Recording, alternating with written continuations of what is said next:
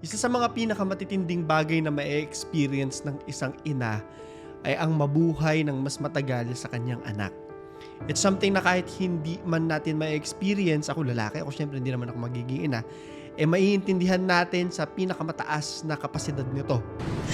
Masakit! Sobrang support ko mula bata hanggang ngayon. Tapos ginanon lang nila.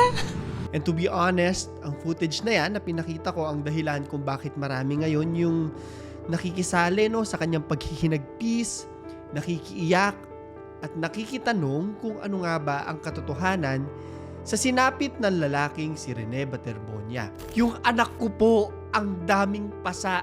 San galing yung pasa? Isang statement na galing mismo sa kanyang ina. Kasi yung anak ko daming pasa. Ba't sana ba galing yung pasa? Yung nang video ako, dami daw pasa. May pasa dito, may pasa dito, may pasa sa likod.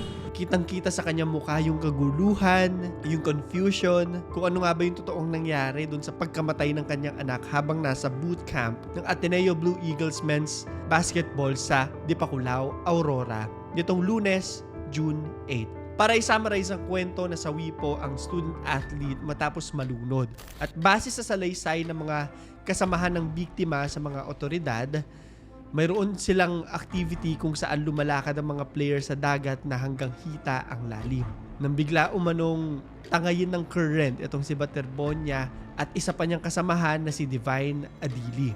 Ito po ngayon ang sisilipin natin sa kwentong to. Sa totoo lang kasi napakaraming mga katanungan yung bumabalot dito. Ang daming mga usapan na sana ay mabigyan ng linaw. Kagaya na lang ng mga pagkukwestiyon doon sa team building na nangyari. Kulang daw ang transparency sa kwento at parang may mga itinatago. It's their words ha. At dahil doon, nagkakaroon tuloy ng mga palaisipan. Meron nga bang foul play na naganap? At dahil school setup to, syempre, may hazing daw ba na nangyari? May mga ganong katanungan eh. And last but not the least, yung nanay na pinakita ko sa inyong umiiyak, sabi niya, isa daw siya sa mga huli nang nakaalam na patay na yung kanyang anak. So ano nangyari doon? Magdi-disclaimer lamang po ako na habang sinusulat ko ang kwentong to, undergoing pa po ang investigasyon tungkol dito. Pero may mga statement na po galing sa paaralan, sa kapulisan, at syempre yung ina ng pumanaw, at sisilipin natin itong mga statement na to. Nang sa gayon ay imbis na magkaroon ng mga haka-haka, ay mas malinawan tayo sa nangyari. Uumpisahan natin ang kwento. Ito ang The Drowning of Rene Baterbonia and Divine Adili. Maraming sports fans ang nagluksa, maging ang Ateneo de Manila University, matapos malunod ang dalawa sa kanilang basketball team players na sina Rene at Divine. Nalunod sila matapos nga yung isang team building activity nila dun sa Aurora. Ito yung sinasabing huling larawan ni Rene bago ang trahedya. At dito makikita ang binata na nakangiti pa, nag-e-enjoy habang nakasulat sa buhangin ang kanyang pangalan sa malalaking mga letra, Rene. Sa internet, kalat-kalat na rin po yung mga larawan matapos siyang malunod. Nakita ko, hindi ko nga kayang tignan sa totoo lang yung may mga ambulansya, yung nakahiga na po siya sa stretcher yung tawag dun, di ba? And I'm not sure if mapapakita po namin sa inyo or kahit naka-blurred man lang po, Pero online, marami na yung nagsishare ng mga larawan na yon. At sa mga comments, ayan, makikita na natin yung mga tao talagang, yung iba po talaga galit. May mga nagsasabi, anong klaseng training ba yan, coach, para mag-champion? May mga nagko-comment din po ng rookie initiation. And to be honest, valid naman po yung mga pagtatanong na to, Kasi obviously, as much as kung sasabihin man nating, let's say, aksidente talaga siya, di ba? Dapat may mga bantay po itong mga to. May pagkukulang po talaga. Na opinion ko. Hindi ko alam kung may ganitong superstition po kayo, yung mga Gen Z na nanonood sa atin, Pero sa amin mga millennial, especially yung mga graduating sa school, bawal po talaga mag-swimming. Kasi, hindi ko alam kung ano yung reasoning, pero parang kukunin ka daw or malakas yung chance na malunod ka kapag graduating ka. Ang daming ganung balita sa TV nung mga panahon namin. Ewan ko kung ngayon ha. So, yung mga parents po namin talaga, doble ingat. Yung mga kaibigan ko, hindi pinapayagan talaga. Mga ganun talaga. So, kaya ko lang po nabanggit kasi bilang institusyon, syempre, pinagtitiwalaan ka ng magulang. Dapat bantay sarado yung mga bata. Given na parang ano nila to, mga bata nila sa sports, di ba? Yun ang opinion ko lamang po, Pero I'm sure lahat naman tayo mag-a-agree na merong naging pagkukulang at hindi dapat siya nalunod nung araw na yun, given na activity ito sa paaralan nila. Balik tayo ngayon sa kwento. Ito pong si Rene, galing pang Agusan del Sur. Makikita mo sa internet yung backstory niya. Talagang marami pong sumusuporta sa kanya. Nag-aaral po siya sa Ateneo de Davao. Nirepresenta niya yung Davao Eagles sa 2025 palarong pambansa. At yung kanyang team po ang nanalo sa Secondary Boys Basketball Championship. So may future po talaga itong batang to, or may potential, ayun. Siya rin po ang pinangalan ng MVP o Most Valuable Player 1 linggo lang bago itong pangyayari. Malaki ang naging tulong niya para ma-secure yung silver medal sa palarong pambansa sa basketball, syempre.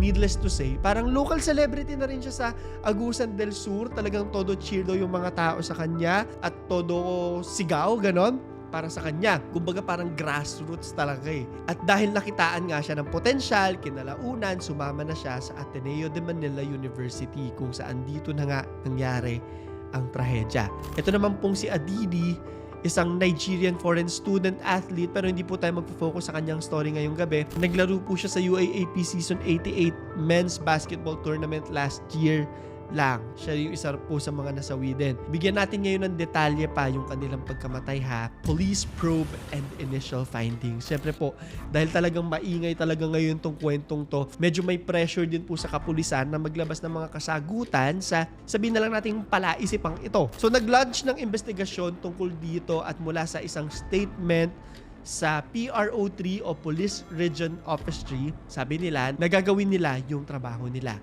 We will continue to diligently perform its mandate, conduct a thorough investigation, and coordinate with concerned agencies to ensure that all aspects of the incident are properly addressed. Talagang lahat ng mga haka-haka po na nabanggit ko ay determinado rin silang masagot. Sabi rin nila na humihingi sila ng kooperasyon sa publiko at wag daw sana gumawa ng mga espekulasyon at hayaan ng mga autoridad na kumpletuhin muna ang investigasyon. Honestly, miski ako po, syempre, yun din talaga yung dapat po natin gawin. Given na sobrang out of hand po talaga yung mga fake news ngayon, may mga AI at kung ano-ano pang dagdag bawas sa mga kwento para sabihin na lang nating mas shareable yung story, di ba? May mga ganun talaga. Although nagigets ko yung frustration na minsan talaga mabagal makahanap ng katotohanan, hindi rin po ito sapat na dahilan para madaliin nating lumabas yung katotohanan. Hindi pwedeng lumabas kung hindi pa hinog yung katotohanan. That being said, when presented with facts at kung meron po talagang kahina-hinala, dapat talaga tayong magalit, syempre, at maghingi ng kasagutan. For now, ang masasabi ko, hintayin muna natin itong mga dagdag impormasyon sa kwentong ito sa mga susunod pang mga araw. Dito na tayo sa magulong parte ng kwento, sabihin na lang natin kung saan i-discuss natin yung mga haka-haka, yung mga rumors tungkol sa pagkamatay ng dalawang players. Of course, sisilipin din natin yung mga findings tungkol sa mga rumors na ito at titignan kung may katotohanan ba sila. Lilinawin ko lang po na ang conflict sa kwentong to ay yung mga statements po ng Ateneo, maraming hindi naniniwala, mga ganon, may mga skepticism, and of course, hindi natin maiiwasan na magtatanong talaga ang mga tao, kaya nga dapat malinawan sila. So, disclaimer po tayo na itong mga usap-usapang ito sa pagkamatay ay alleged pa lamang po. And we are only discussing this because part of the story is the conflict between yung mga tao at yung mga statements ng mga otoridad. Parte ng kwento ang paghahanap ng mga tao ng kasagutan. Kaya kinukwento natin. Sabi ng Ateneo, the entire Ateneo community mourns the loss of Rene and Divine. The university extends its heartfelt condolences to the families, friends, teammates, coaches, and loved ones. We ask the community to keep them in their prayers during this most difficult time. And I'm sure, no, nagluluksa rin karamihan sa kanila kasi kaibigan nila to eh. Kaklase nila, diba? The university is providing support to the families of Rene and Divine, as well as to their teammates and members of the Ateneo community affected by this tragedy. With this, I think normal lang din naman, pero magiging mainit po sa mata ng publiko ang Ateneo de Manila University. Late sinabihan ng ina. Ito na po, isa sa mga matutunog na boses at pinagbubuntungan ng pagmamalasakit po ng taong bayan ay ang ina ni Rene, na si Rovelyn Baterbonia. Marami po siyang claims na talagang pinag-uusapan online at sa totoo lang, nakakaawa po talagang tignan yung mga videos niya. Talagang maiiyak ka rin. Pinanonood ko sila para mas makita ko po yung POV niya. Tapos, alam mo yun, parang ramdam na ramdam ko talaga yung paghihinagpis niya. So, paano pa kaya yung mga nanonood sa atin ngayon na ina? Paano pa kaya yung mga ina na nawalan ng anak? At paano pa kaya mismo yung nararamdaman ng inang si Rovelyn Baterbonia? Sa kanyang Facebook page, kitang-kita at damang-dama ang iba't ibang mga klase ng emosyon mula sa kanya. May galit, may confusion, may paghingi ng kasagutan, lahat na po. Pero isa sa kapansin-pansin sa mga post nito ay isang post na nagsasabing hindi daw siya yung isa sa mga naunang nabigyan ng balita tungkol sa pagkamatay ng kanyang anak na si Rene. Sa post, sinabi nito, "Hindi ko pa nakita ang katawan ng anak ko hanggang ngayon. Wala pang picture o video na binigay nila sa akin. Kung totoo nga ba talaga na wala na ang anak ko? Tapos wala pa akong authorization na mag-post. Kaya bakit pinagpapiestahan nyo yung anak ko? Wala kayong respeto sa aming pamilya na hanggang ngayon wala pa talagang binigay na balita sa totoong nangyari at kung nasaan na ang anak kong si Rene Clert Baterbonia at bakit umabot sa ganon." So sa comments makikita natin yung mga mensahe ng pagsuporta at pakikidalamhati sa ina katulad po nito. "Ma'am, my heart goes out to you. No mother should have to endure this kind of pain, uncertainty, and heartbreak. You deserve clear answers, respect, and the truth about what happened to your son." Of course, hindi mo naman kailangan maging nanay para maintindihan yung matinding sakit sa puso na nararamdaman niya ng isang inang nawalan ng anak at walang kaalam-alam kung ano nga ba ang nangyari. Gulong-gulo. So bukod sa ganyang comment, syempre makikita mo rin yung mga tao na nagtatanong din. Gusto rin ng kasagutan. So may mga comment po katulad nito, sabi no, translated na po to, no, auto-translated na. "Ateneo, mga demonyo kayo. Naaawa ako sa iyo, ma'am. Condolences." With that being said, magi-scroll pa tayo ng kaunti sa page po ng ina. At dito na papasok yung kanyang mga katanungan. Pabigat sa paa? Isa sa mga shares na post po ng inang si Rovelyn Baterbonia ay yung post na ito. Sabi, "Pabigat sa paa o ankle weight, sinasabing dahilan ng pagkalunod ng dalawang atleta ng Ateneo de Manila University." Online, nakikita ko na marami talaga yung nagtatanong tungkol dito. Allegedly pa lamang po ito, no? Maya-maya lamang aalamin na natin. Ano kaya ang sabi ng Ateneo tungkol dito? Ano kaya yung sabi ng mga kapulisan? May katotohanan nga ba itong mga paratang na ito? Meron nga kaya talagang foul play? May nagkamali nga ba? Kaya nawala ang buhay ni Rene Baterbonia at Divine Adili? Alamin natin. Walang foul play. Sumagot na po ang mga kapulisan tungkol sa mga unang katanungan ng taong bayan. Sabi po sa GMA News, ayan, pakita lang din natin, wala raw nakitang foul play ang Aurora Provincial Police Office sa pagkamatay ng dalawang Ateneo men's basketball team players habang nagsasagawa ng umunoy team training, no, sa isang resort sa Aurora noong Lunes, June 8. Wala rin daw nakitang mga pasa sa katawan ng mga biktima na makuha sa dagat. Kagaya na nga lang nung katanungan ng nanay, di ba? Patuloy namang iniimbestigahan ng pulisya ang nangyari, kasalukuyan ng nagsasagawa ng forensic examination sa mga CCTV footage na nakuha mula sa mga rescuer at sa resort. Ano kaya yung makikita nila dyan sa mga CCTV na yan? Yun dapat natin tayin. Ito yung sabi nila nangyari ha. Lumakad po yung mga players natin sa tabing dagat. Nasa hanggang hita po ang lalim ng tubig at bigla na lang po silang napunta dun sa malayo na parte. Doon po sa parte ng nilalakaran nila ay may isang malalim na lugar at doon nga po bigla silang tinangay ng current papunta sa mas malalim pang lugar sa dagat. Yan po yung pahayag ni Percival Pineda, Aurora Police Provincial Director. Magkukwento lang ako sa inyo ha. Completely unrelated to this story, hindi to komentaryo to. Pero magsha-share lang po ako. Naka-experience din kami ng ganyan, no, yung kwento ng police sa La Union. E di enjoy po kaming sumabay ng talon sa mga waves. Eh, saya-saya namin ganun eh. Hanggang sa bigla-bigla na lang po, hinigop na kami, no, papunta dun sa malalim na part. Pabalik sa dagat, dun sa malalim na. Tapos kahit anong gawing namin pong lakad na ganyan, no, kahit alam mo na naglalakad ka, kahit na-feel mo yung sahig, pag tumitingin ka, parang papalayo ka ng papalayo. Kami yung mga kaibigan ko po, no, tas sila nauna ako kasi maingat talaga ako sa mga ganito. Pag may nararamdaman ako, maalis na ako. So nakikita ko sila, talagang gumugulong po sila. Nakakatakot talaga.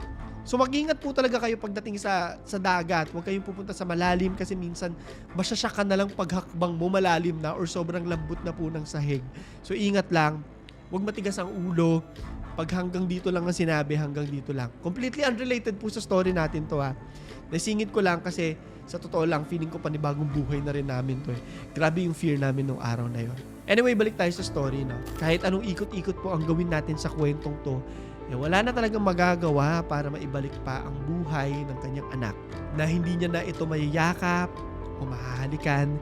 And the sad part is na hindi man lang sila nakapagpaalam sa isa't isa. Ang buhay ng bata nawala sa isang iglap. Makikita natin na lahat ng ginagawa ng bata, ang kanyang ina po yung isa sa mga dahilan ng mga ito. At ang pangako nito mag-uwi sana ng karangalan, ang naging ending, bangkay na lamang po niya ang maiuuwi sa kanila. Sa ngayon, ito ang huling balita tungkol sa kwentong ito. Nakaburol na ang labi ng student athlete na si Rene Clerk Baterbonia sa Arlington Memorial Chapels and Crematory sa Quezon City ngayong Miyerkules ng umaga, Hunyo 10. Tanging mga kaanak at malalapit na kaibigan muna ang papahintulutang dumalaw alinsunod sa hiling ng privacy ng pamilya para taimtim na makapagdalamhati. Wala pang tiyak na petsa ang pag-uwi ng labi ni Baterbonia sa Agusan del Sur. With this being said, wala pa rin po ibang balita tungkol dun sa iba pang mga alegasyon. Sadly, hindi ko pa mabibigay sa inyo ang sagot ngayon at kailangan pa nating maghintay ng investigasyon. Which leads us to a very important question. Dapat bang managot ang Ateneo de Manila University sa trahedyang ito? May pagkukulang ba sila sa binata? O naniniwala ka ba na isa lamang itong aksidente na walang may kasalanan at walang gustong may mangyari?